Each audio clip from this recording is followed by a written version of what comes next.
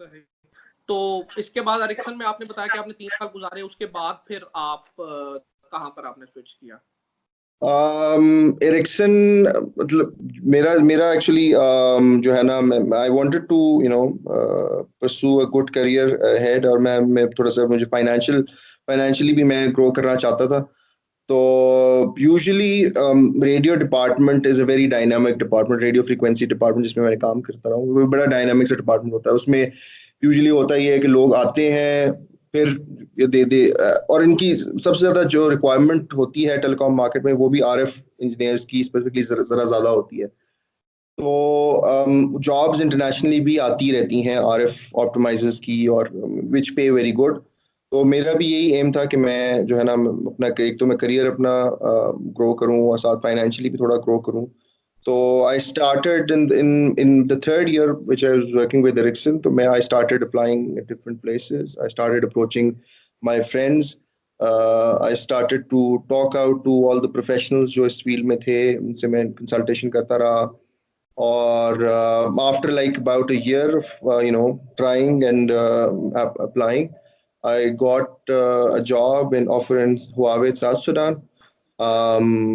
फिर उसके बाद I went to Huawei South Sudan for about a year. मैं उधर मैंने 1 साल काम किया। तो मतलब ये है कि मतलब थोड़ी सी एफर्ट फॉर श्योर लगती है, इसमें थोड़ा सा आपको मतलब मेहनत करनी पड़ती है, अप्लाई करना पड़ता है, अपने रिसोर्सेज को जो है ना उनको आपको अप्रोच करना पड़ता है। You have to actually engage them somehow, you have to talk to them, and sometimes there is an opportunity, but किसी को नहीं पता होता कि आप बैठे हैं यहाँ पे, तो इस वजह से you know you end up missing that opportunity. So it's very important to communicate and talk out in your circle, beyond your circle. LinkedIn is a very good tool to do the same thing. So that's how I ended up in South Sudan. अच्छा, तो आपके हिसाब से networking is also very important in your field? For sure, networking is very important. अब recent times में तो मतलब मैंने जितनी भी मैंने jobs अभी की हैं, past 3 to 4 years में, 3 years you can say, 3 to 4 years में मेरा मैंने I have not given a single interview, because everybody knows me somehow. They just request me कि यार अच्छा, if you want to join us, tell us what you require, what is your expect what are your expectations, फिर उस लिहाज से वो मतलब job offer कर सकते हैं। तो ये मतलब आपका एक इंडस्ट्री में जब आप आ जाते हैं, जो आप काम करना शुरू हो जाते हैं, तो फिर यू हैव आपका एक ट्रस्ट और आपका एक रिप्यूट, आपकी रिप्यूट जो है ना वो सबसे इम्पोर्टेंट होती है। वो जैसे I think it applies to all sector somehow. ये जो है ना टेलीकॉम सेक्टर भी जो है ना वो एक बहुत बहुत छोटा सेक्टर है, मतलब पूरी दुनिया में जो है ना हर कोई एक दूसरे को जानता है। तो आपकी रिप्यूट जो है it's the most important thing. तो अगर अगर आपकी रिप्यूट अच्छी है तो for sure it's not a problem for you to move around, which I think is the most important. Plus networking, as you mentioned, networking is very important. Networking के बगैर आप जो है ना you cannot land up in good position or good job. So networking is, I think, highly important in this field. सही। तो आपने दूसरा बताया कि दूसरी जॉब आपने साउथ सुडान की, तो वो कितना अर्सा की, वो किस किस्म की जॉब थी? साउथ सुडान में मैं 1 साल रहा। It was a little tough job, मतलब वहाँ पे थोड़ा सा ये था कि it was a newly formed country, मतलब वो सुडान से सेपरेट होके, नॉर्थ सुडान से सेपरेट होके 1 साल हुआ था जब वो कंट्री बनी थी। तो मैं आई वेंट देयर। उधर कोई इंफ्रास्ट्रक्चर भी नहीं था प्रॉपर, जो है ना रोड्स हाउसेस भी पर देवर ओके, सिक्योरिटी का इशू था, बेसिक फैसिलिटीज का इशू था। But it was a good experience for me. It was a new learning experience for me. मैं जो है ना totally आप harsh conditions में भी आप जो है ना survive कर सकते हैं, adapt कर सकते हैं। When you're young, you can adapt. तो मतलब वो मसला नहीं होता। तो मतलब it was a little tough for me, but ultimately it worked out fine. मतलब वो it was the right step. मतलब मैंने एक step लिया और मैं निकला पाकिस्तान से, और देन ऑन एंड ऑन।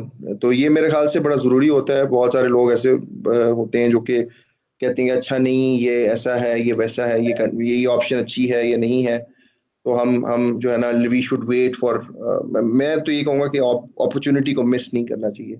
हाँ, अनलेस एंड अनटिल कोई बहुत ही कोई मसले वाली बात है, लेकिन अदरवाइज अपॉर्चुनिटी, कोई भी किसी भी किस्म की अपॉर्चुनिटी हो उसको मिस नहीं करना चाहिए। तो मेरे पास ये अपॉर्चुनिटी थी, मैं निकल गया।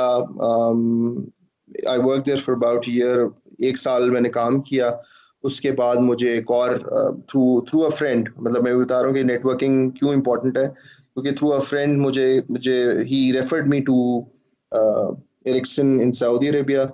और वहाँ पे जो है मुझे जो है ना, मतलब आफ्टर द इंटरव्यू मुझे उन्होंने जॉब ऑफर कर दी। तो मतलब दैट्स हाउ इट वेंट, मतलब then I moved to Ericsson Saudi Arab. सही। तो पाकिस्तान से आप पहले अफ्रीका गए, अफ्रीका से फिर काइंड ऑफ मिडिल ईस्ट आप आए। बिल्कुल अ, ऐसे ही। तो ये सारी मतलब इनका जिस तरह जो हायरिंग प्रोसेस वगैरह होते हैं वो क्या क्या कॉम्प्लिकेटेड होते हैं, वर्क परमिट प्रोसेस वो किस तरह होते हैं, वो कंपनीज ही डेफिनेटली आपको स्पॉन्सर करती होंगी, तो क्या लेंथी होते हैं, या जब आपने किया था उस टाइम पे कैसे थे आप, कुछ इंप्रूवमेंट आई है या they are kind of same? Saudi Arab का प्रोसेस तो बहुत लंबा है, टू बी ऑनेस्ट। मतलब सऊदी अरब और for that matter I think middle east के काफ़ी सारे कंट्रीज का सिमिलर प्रोसेस है।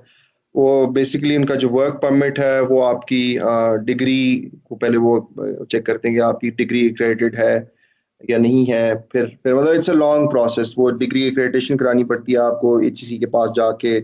दे चेक इट, आपकी जो डिग्री होती है और आपका जो ट्रांसक्रिप्ट होता है वो दोनों टेस्ट करते हैं। फिर then you take it to this minister home नहीं ministry of foreign affairs. Exactly. Ministry of foreign affairs आप लेके जाते हैं, then you get it stamp from there and then you go to there Saudi Arab. Saudi की एक अपनी उनकी जो है ना कल्चरल मिनिस्ट्री होती है, वो उधर आप लेके जाते हैं, वो भी इस्लामाबाद में लोकेटेड है।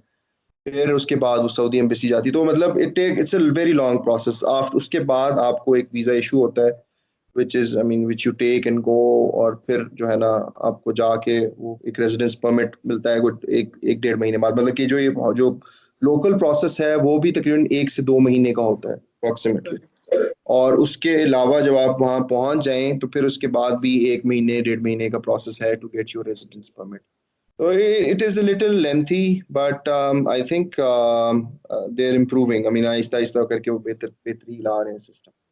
और आपके ख्याल में is it really worth it कि आप इतनी एनर्जी इस पर वेस्ट करें या इतना इतना डेडिकेट करें अपने आप को इस सारे प्रोसेस से गुजरने में, is it really worth it?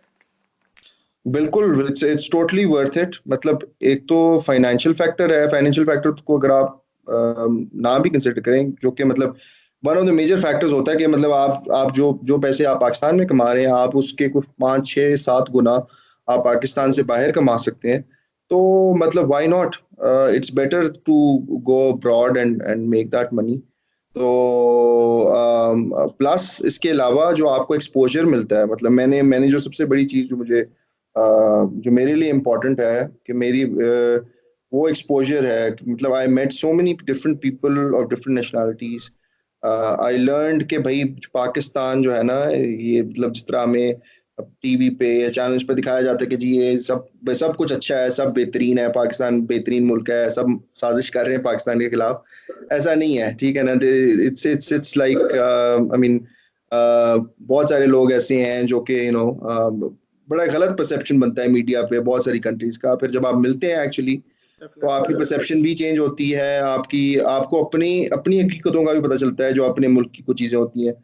तो मतलब ये जो है ना बड़ा ज़रूरी है टू गो। एंड उससे इससे मेरा जो ख्याल है, इससे बड़ी जो इम्पोर्टेंट चीज़ है वो टॉलरेंस आपकी बढ़ जाती है। डेफिनेटली। आप you become a more tolerant person over the time. You understand people much better, you understand their problems. तो मतलब मेरे ख्याल से ये ओवरऑल बड़ा ज़रूरी है हर हर किसी को। मतलब मेरे ख्याल से everyone should try to to go abroad, work for work or immigration or whatever.